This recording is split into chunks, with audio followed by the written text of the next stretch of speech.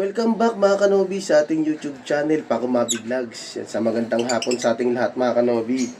Yan, ngayong hapon, samahan nyo ako na tumambay dito sa ating mini aviary. Pasensya na sa boses ko mga kanobi, medyo pause pa tayo at hindi pa tayo tuluyang magaling. Yan, so magkwentuhan muna tayo tungkol sa mga alaga nating lovebirds. Yan, konting update na rin doon sa ating mga inakay na kinuha doon sa mga breeder natin sa loob. Kung gusto nyo kami samahan today, tara!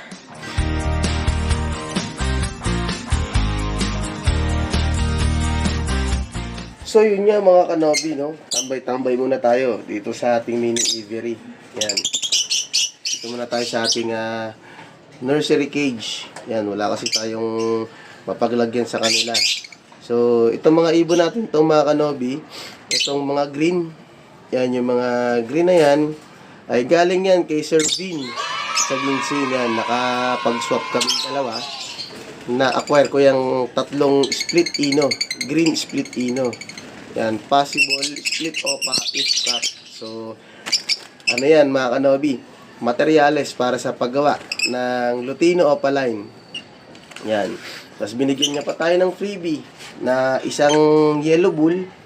Yan, no, green deck, possible ino, naka-split. Alam ko naka-split siya sa par blue. Yan. Kita mo lumalago. Hindi ay mag-focus. Yan. Yan. So itong mga green na to mga kanobi, siguro mga almost a month ko na rin nung nakuha. Yan. So pinapagulang pa natin sila going to I think 5 months. So ilang buwan na lang, pwede natin silang isalang. So kailangan natin paghandaan yung kanilang mga sasalangan, kanilang mga cage. Yan, so yung kasi yung gustong-gusto ko talaga na mutation, yung mga red eye, gaya ng Lutino. Yan, so kung swertein man tayo, makapagpalabas tayo ng Lutino Opaline. Ayan. Tapos ito mga kanobi, ito naman yung ginip bird sa atin ni Sir Noel. Yan, yung blue opa. Blue opa, possible blue 2. Possible split pale follow. Yan. Nasa 5 months na rin to, I think. Yan, 5 months or 6 months. Yan. So next week, ililipat na natin sila dito sa ating ginawang na-acquire na bagong double cage. Ito mga kanobi. Ngayon na-acquire tayo rito na second hand, pero all goods pa naman. Yan, magagamit pa natin to bilang mini flight cage, or pwede rin naman na breeding cage kasi kompleto pa naman. Meron pa namang divider, tsaka nga lang sa poop tray may mga konting sira. Gagawa na lang natin ng paraan para makamenos tayo sa ating mga alaga, no? So kasi hindi man tayo nag-out ng mga ibon, kaya yung ginagastos natin sa kanila ay galing sa sarili nating bulsa talaga, no? Hindi nanggagaling sa ating mga alaga. So yan, balik tayo dun sa mga ibon natin mga kanobi. Yan, itong mga na-acquire ko mga kanobi kay Sir Vin, yan, yung mga split ino, sure split ino, kasi ang tatay nila, ang pagka-declare sa ni Sir Vin ay isang Lutino. Yan. Tapos ang nanay nila yata ay isang Opaline. Nakalimutan ko na kung ano, kung par blue ba o blue or green. Basta Opaline siya, kaya split opa effect sila. Yan. So magandang materyales mga kanobi. Yan. Ito naman nag-iisang green na to, green pastel na to. Yan. Ayan yung nag-iisang anak na natira ng ating breeder noon na nakasalang dito. Yung nagloko, yung kinatay niya yung mga anak niya. Siya lang yung nakasurvive. Isa siyang green pastel opa split sa par blue. So kung titignan niyo yung markings niya mga kanobi, parang may kakaiba. Yan. Pastel siya pero may pagka-turquoise yung kanyang pakpak. Yan. So hindi ko alam kung ano ba ang dahilan bakit gumanyan siya. Ang aking teorya ay dahil naka-split siya sa par blue, kaya ganyan. Kasi nanay niya turquoise eh. turquoise parblo na sable. So, yan. Baka nakuha niya yung kulay doon. Kasi naka-spray siya sa parblo. Yan. Tapos mga kanobi, punta naman tayo doon sa sinasabi ko sa inyo, kinuha natin yung mga inakay sa loob. Kamustahin natin. Tara. So, ito na mga kanobi, nilabas natin. Yan. Ito yung panganay na napisa. Ito yung pinakauna. Uy, ayaw umalis. Hinahawakan niya yung kapatid niya. Yan.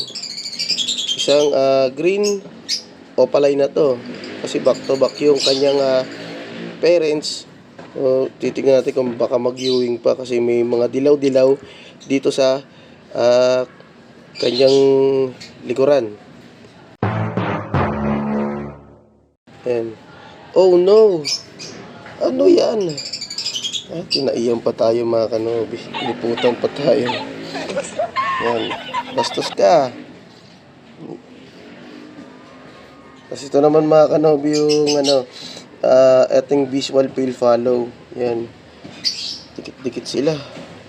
Ayaw kawawa naman yung kapatid niya. Hinahawakan niya. Ayaw niyang bitawan. Yan. Mga kanobi. Red eye na red eye. So, first time natin makapagpalabas ng ganitong mutation, kanobi. Yan. So, sa tingin ko, parang ano siya, blue.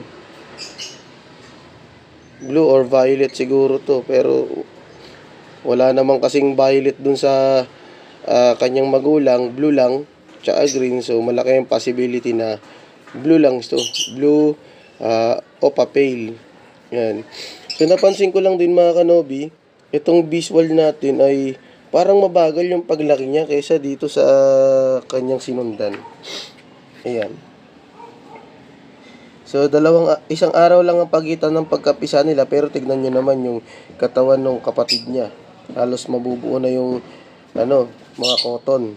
Tapos, siya naman, halos pasibol pa lang, pero malakas na siya kumain. Ito yung kanobi, yung pang-apat na napisa. Yan. Isang green din. Green opa rin to. So, ito medyo lumiit. Hindi siya nakahabol ng laki. Yan. So, ang pagpapakain nga pala natin dito mga kanobi ay 4 times a day. Yan, sa umaga, 6, 12 ng tanghali, tapos 6 ng gabi, tapos pag kaya pa natin sa gabi, binabangon pa natin sila para pakainin ng 12 or minsan 11 pinapakain na natin para hindi na tayo gabihin. No? Tapos hindi natin sila ganong binubusog, lalong-lalo na itong ating visual pale.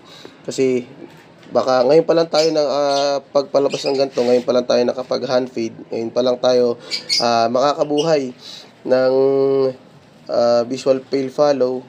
At sabi nga ng ibang mag-iibon, ang mga pale follow daw red eye ay mahina ang panunaw. So kung bubusugin natin to, baka may tendency na hindi siya matunawan. Yan, so ingat-ingat lang din mga kanobi. Kaya hindi natin siya binubusog. Yan. So okay naman yung ating mga hand feed dito. Yan. So, mga isang week pa maglalabasan na ang kulay niyan. Totoong kulay. Yan, oh. Ang liligsi nila. Sayang yung dalawa nilang kapatid. Sayang hindi nabuhay. Pero kung nabuhay yun, dalawang blue series din yun mga kanobi. Hindi ko lang alam kung may lalabas na parblo dyan. Kasi ang declare lang sa atin ay split sa blue. Blue. Yung green hindi ko alam kung naka-split siya sa blue. Yan. So, isoli na natin siya mga kanobi. Medyo makulimlim na naman ang ating kalangitan. Yan. Lunes ngayon pero tahimik. Akala mo linggo. Diba? Pasok muna tayo mga kanobi sa loob. Yan. Dami ko na rin to mga kanobi yung update dito sa ating dalawa. Itong ating pinagpapares ng mga post-ino ay nag-same cock. Yun lang. So, nakita natin ito noong nakarang araw. Yung dilaw, siya naman ang pumapatong dito sa green. Tapos nung ano naman kahapon, yung green naman na pumapatong doon sa dilaw. So kaya pala na hindi sila nagni-nesting, ayaw nila mag-itlog. Kahit ang tagal na nila dito. Simkak pala sila. So di bale, meron naman tayong mga nakaabang na ipapares doon sa labas. Yung mga ating split sa ino. Yan, kung may mga nag-same din sila lahat doon, ibabangga na lang natin dito sa ating mga post ino.